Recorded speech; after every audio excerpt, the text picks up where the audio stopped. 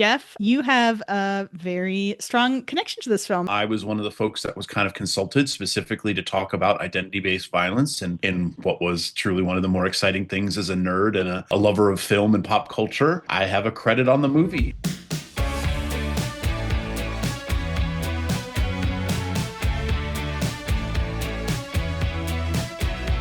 Welcome back to Former Feds and Friends, where former government employees react to sci-fi, fantasy, animated films, and all things nerdy, wonky, and awesome. I'm Madeline Velturo, and I'm a former stabilization advisor with the U.S. government. And I'm Jeff Sizemore, the former senior advisor on atrocity prevention in the Bureau of Democracy, Human Rights, and Labor at the State Department. Jeff and I are back to give you more Zootopia content, specifically looking at Zootopia 2. Jeff, you have a very strong connection to this film, so do you want to tell us a little bit more about it? In the lead up to the production of this film, I was one of the folks that was kind of consulted specifically to talk about identity-based violence and what was some of the root causes and themes present in the film, and in what was truly one of the more exciting things as a nerd and a lover of film and pop culture. I have a credit on the movie. Obviously, it covers a lot of the things that we care about. The fact that work and atrocity prevention had real applicability to an animated film is super exciting. Like, when they came to you, did they tell you what themes they wanted to explore? Did they tell you what the plot was going to be? Or I don't know if you can even share. Nope. It was very much just talking and answering questions. And I didn't know what movie it was going to be. I didn't know any of the specifics. They didn't come back to me for any edits. They certainly didn't ask my opinion until it was done. There was no clearance process.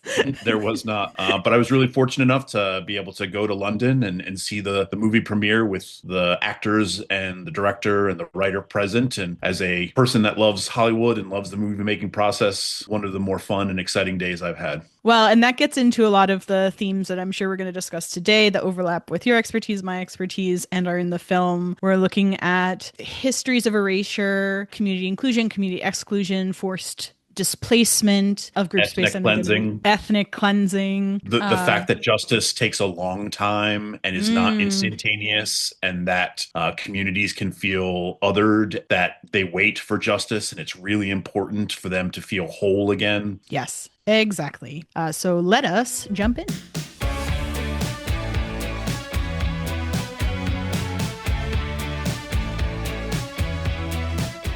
Tomorrow's weather is, again, everything. To announce that the long-awaited Tundra Town expansion will be starting soon. Residents continue to raise concerns about the future of their neighborhood. But tonight, we put our differences aside and celebrate at the Zootennial Gala, where the Linksley Journal will be on display for the first time in a century, following an infamous reptile attack.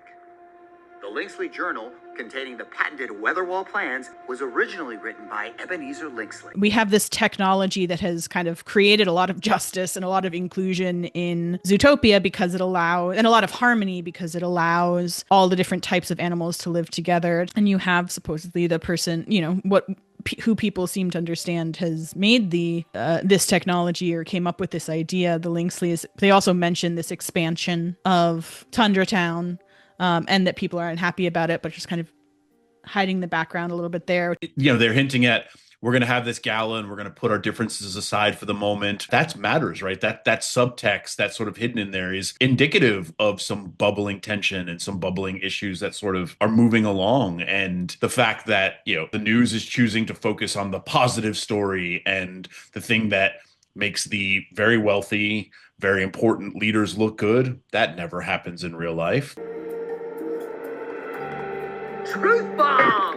The 100th anniversary of the Weatherwalls is also the 100th anniversary of Zootopia's only snake attack. The victim, a tortoise the Linksley family made, who was fanged while stopping a venomous snake from stealing the Linksley Journal. She ends up looking through and trying to find evidence, and she's starting to kind of connect the dots and realizing maybe there's more to this story than the kind of straightforward narrative is presenting itself. It makes me so nervous when she goes to their version of YouTube, knowing how much manipulation there is on those sites, and also how much information there is critical to getting at a really complex truth. When you kind of crowdsource information that way, it makes those types of sites so complicated. Well, she's skeptical. She kind of across the board is looking at everything with a bit of an asking eye, and that nothing is necessarily automatically true. I actually think that one of her kind of most admirable qualities is her willingness to be skeptical kind of across the board and look at everything with a questioning eye and trying to figure out what actually is really truth. Yeah, when presented with new information that she can verify, is willing to actually change her views, which is such a difficult thing to do.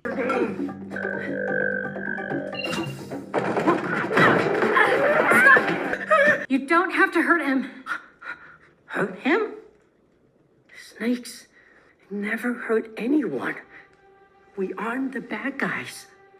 They are. I have to prove it. Please. This is our only chance to set things right. And when I do, my family will finally be able to come home. One of the things that we always kind of hammer home is, right, you have to actually talk to those that are impacted. You have to get local. You have to sort of understand the context, because the narrative that you're getting from afar is often not necessarily the accurate truth. You can actually see in her face a moment of, oh, this feels authentic. What Gary's telling me feels real in that moment because of her sort of critical mindset. As Gary makes the plea, she's suddenly kind of receptive to that. Oftentimes you have the moment where you finally get to talk to somebody who's actually experienced it, and you have that kind of deep sigh moment. They're helping the snake. They're trying to kill the chief. No, please do. My page. Let's go. I need the journal. It's probably sweater. Next time, we stay home.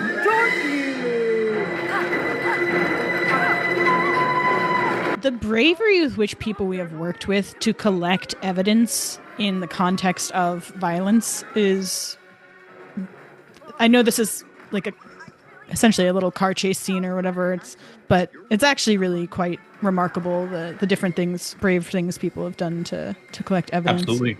It made me think of a program that I worked on a long time ago in South Sudan, where there were human rights, specifically child abuse rights, documenters operating throughout South Sudan, and we were working with them to develop a digital platform that would be accessible like through radio waves, since there wasn't always connectivity, but then also would erase the data from their phones if they needed to get through checkpoints. One of the main perpetrators of abuse in that context was the government itself. And so one of the biggest challenges they were taking notes on paper, and then sometimes their paper would get confiscated, including the names of people. That's like Human Rights Documentation 101 is to keep the names of individuals out of the hands of potential perpetrators, or really anybody, to be honest. And so they were losing these names. It was becoming risky, but they didn't want to put anything on their phones because their phones would get confiscated. It is not easy to collect evidence when people do not want that evidence collected, when the people in power do not want that evidence collected.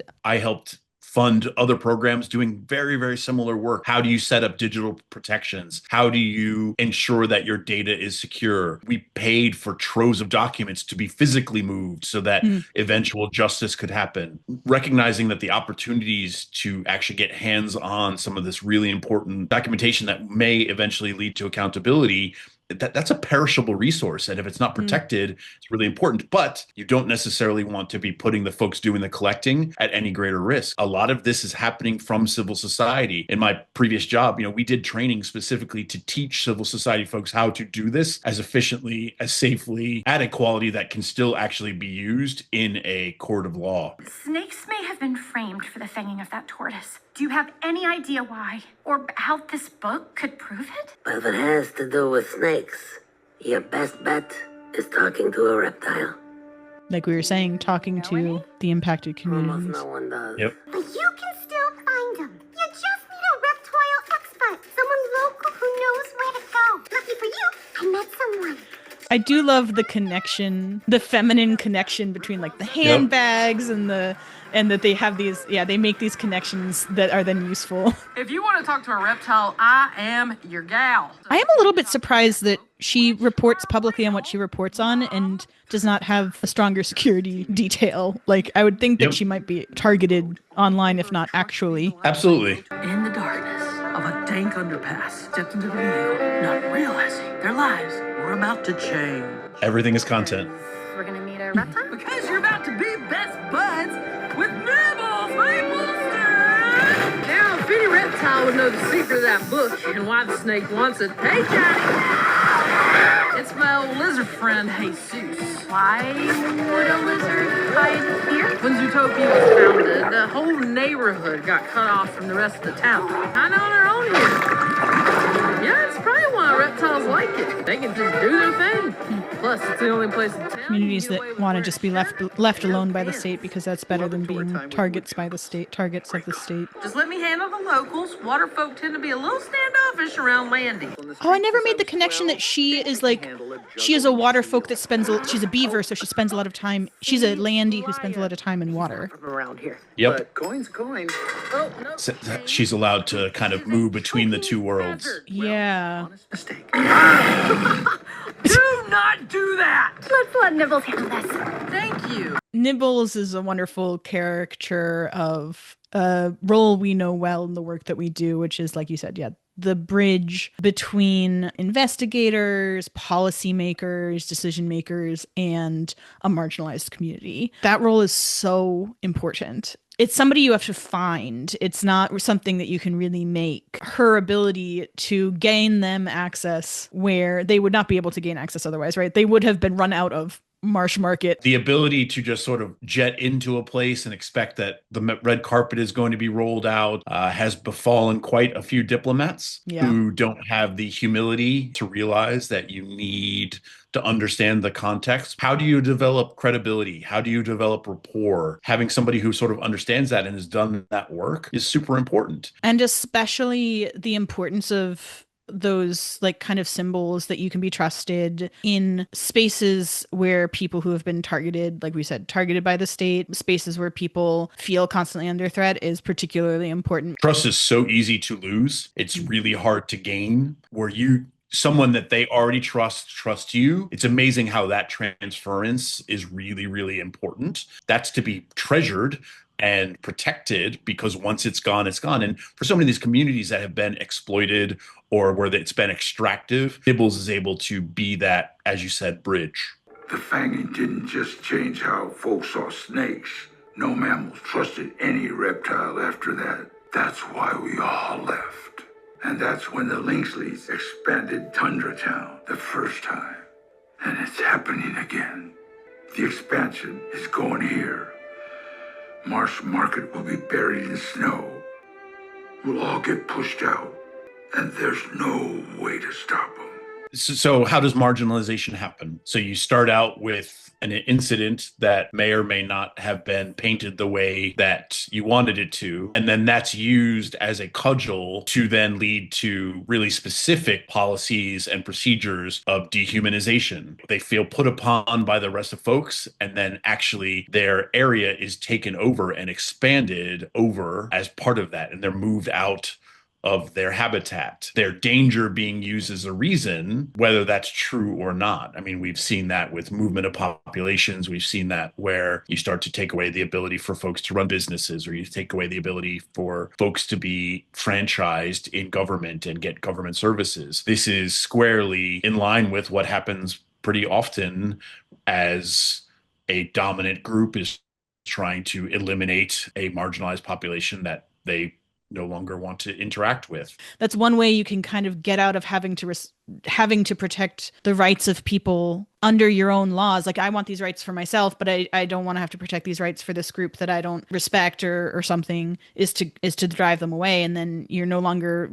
guilty of violating their rights. You are, but in the past, and it'll start to fade.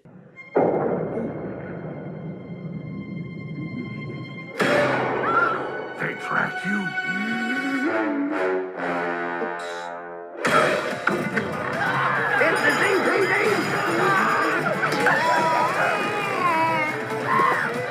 I actually found the scene a little hard to watch, given that they do make it a little comical, and having not been in but studied context where that happens for real, and it's like there's nothing comical about it. Yeah. Everyone will see we ain't that different. triggered something in me to watch that happen and to know that that was one of the safe havens for this group of not people, but people. And now it's compromised. Those people did have a home and relative stability, and now that's gone. Yeah, and the part we don't see there, right, is some of those folks are now imprisoned, right? Some of those folks have been rounded up, and that's real, and that happens. Zootopia wasn't created by a mammal. It was created by a snake. Gary's great-grandmother. She just needed an investor. But when my great-grandfather saw what her idea could be worth, he plotted to steal her plans for himself, so he committed a murder. His own maid. And framed Gary's great-grandmother. And because she was a snake, everyone believed his lie. Soon, no reptiles were welcome. And over time, great-grandfather buried the reptile neighborhood in snow. The Linksleys were not the first people to spin a narrative that the reptiles were lesser. They took advantage of an existing narrative. It seems like from the thing, like I said, that he wipes his hand, it seems like he does have racial or ethnic bias against them and also sees an opportunity to advance his own wealth. It seems like both those things are probably true. And that the implicit bias already amongst the mammals against reptiles is easily inflamed to a point where they no longer feel safe and they start to leave to some extent on their own accord, and then their homeland is taken from them. Those patterns sort of use a binary difference that already exists, and that wedge is used by folks that want advantage, both racially and financially, to drive the communities further apart. And it's interesting, too, when I talked about forced displacement or forced relocation, it does not just mean at the end of a gun, right? If people are choosing to leave a place because they do not trust the state that's responsible for their rights to keep them safe in that place, that's forced relocation. Or they no longer have financial viability and there's no longer jobs available and they're not allowed to participate in all of the political processes and they're not allowed to form political parties or run for office. All of these things are not necessarily violence at the end of a knife or at the end of a gun, but are still violence against that community to ensure that they are less than, that they are other, that they are marginalized. Making it impossible for them to stay is under international law is the same thing as forcing them to leave. Yes. Turn on the clock tower and light the way to your great-grandma's home so we can find her patent. We need to reach the power control room through here, but we have to move quickly or we're never going to... We shall succeed. To the ops. Look, Gary, if we don't over-prepare, we're under-prepared, and I don't...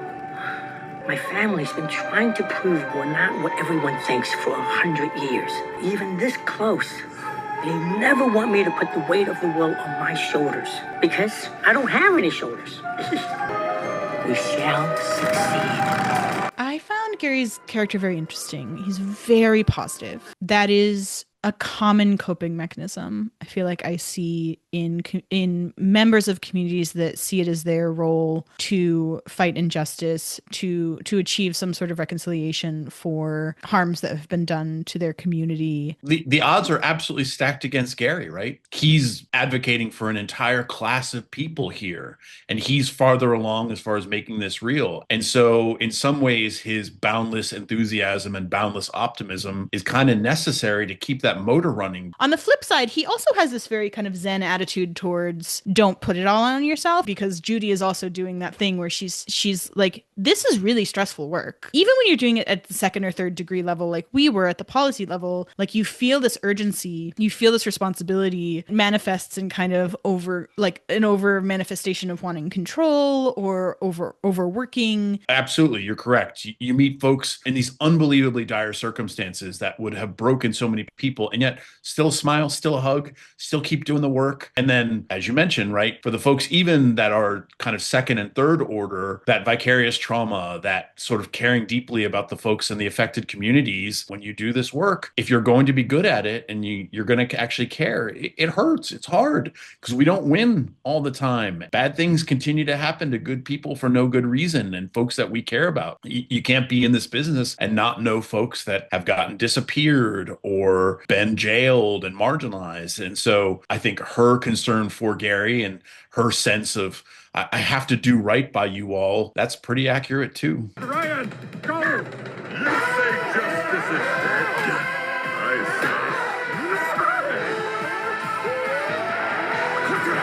I really liked that in the end, he is still the elected official. If he reneges on whatever deal, just because someone has bought your position doesn't mean you can't, it's not still your position. The rule of the people does outweigh even this rich man if the mayor decides to act in accordance with his values rather than in accordance with the quid pro quo. There's the possibility for people to still do the right thing even if they've done the wrong thing in the past.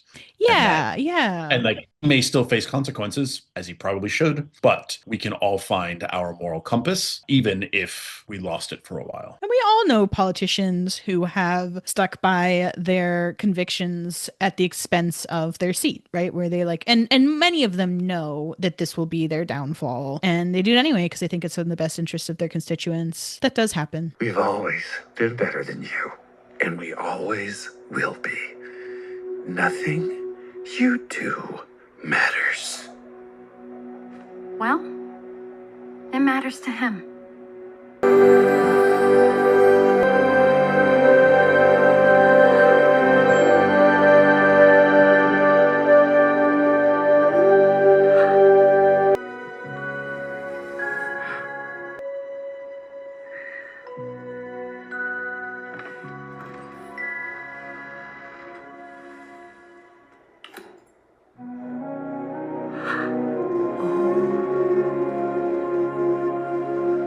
I have a friend who I believe was born outside of Germany, but quite young, to a Jewish family who had fled Nazi Germany. He was telling me the story of that he had gotten his German citizenship back, that the embassy here has a program for Jews who fled or whose families fled to reclaim their German citizenship. And he started crying, telling me that story. It was just so meaningful to him to have that part of him recognized. Restored.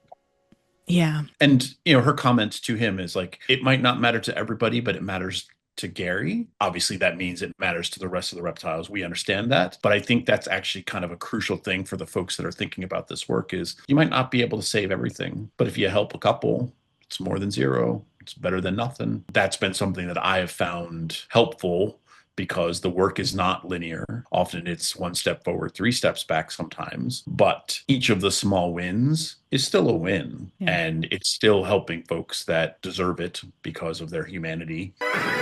Astonishing news today. Well, the now disgraced Linksley family were revealed to have stolen the original plans and covered it up for decades. Their Tundra Town expansion now officially canceled. There's a lot of different animals out there, and sometimes we start to look at all the little reasons that we're not the same. But maybe if we just talk to each other, if we just tried to understand one another, we would see that our differences don't really make any difference at all. It was such a beautiful rendition of reconciliation. I especially love that the first thing the snake does is go to the person he's wrongfully harmed and say, I'm sorry. Especially him having this history of grievance, and then him so naturally being like, I know what's needed. And he's very joyful about it, right? Like he's just like, I'm sorry. It's not that hard to say I'm sorry when you made a mistake and did something wrong. It's always good to bring donuts too. Yeah, he brings reparations. Obviously, it's a very top level, right? Like everything works out perfectly and everyone's happy. There's no residual issues and the bad guys all go to jail and all of that. I guarantee there are still mammals in Zootopia that are still incredibly resistant to reptiles, and that the idea that this story is now finished and concluded and complete, it's not the case. You have entire generations who have not been around and believe that reptiles aren't here is because they are somehow dangerous. And so I wish it was so clean. Right. And you also have people who probably benefit from that narrative who will now have every incentive to, try and spin counter narratives again on whatever platform that Nibbles is on, right? The 4 Linksleys are arrested. They were supporting how many people in their organization who are now not financially viable, Not everybody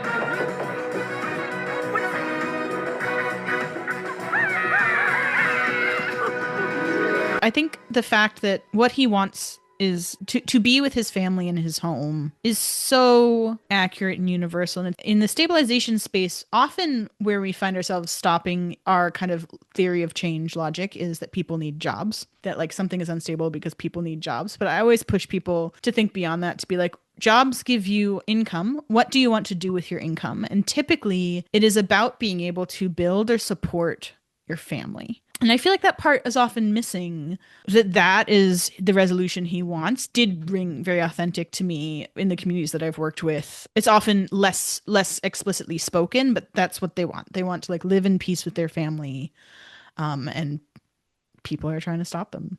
And so as we're thinking about kind of the message overall and thinking through what we saw in the film, I think there's clarity that justice often takes longer than we think it should. You know, this is his great grandmother, and now he's the one that eventually is able to do that. So that's generations of people that have been disenfranchised, that have been moved off and forcibly displaced. I think we see when they're able to come home that even though the justice took longer than it should have, it still mattered.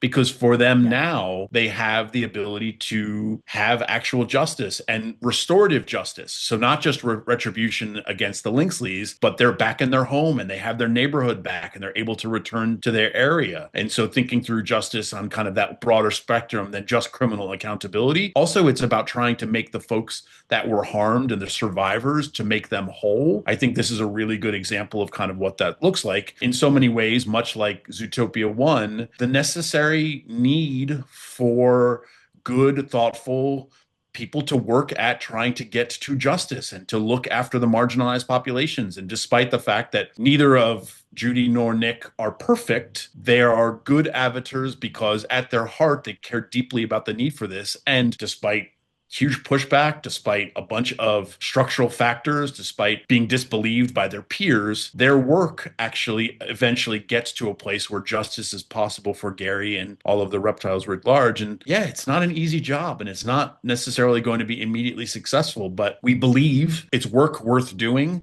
You got to keep pushing, sometimes recognizing you're going to get kicked a little bit along the way. That's all for this week on Former Feds and Friends. As a reminder, these reactions are off the cuff. We bring a lot of expertise and experience to our analysis, but we are reacting in real time. And so, we encourage you to not take everything we say as fully accurate, that it applies the same way in every situation. If you have questions about what we discussed, or if you have lived experience to add, please do leave some in the comments below.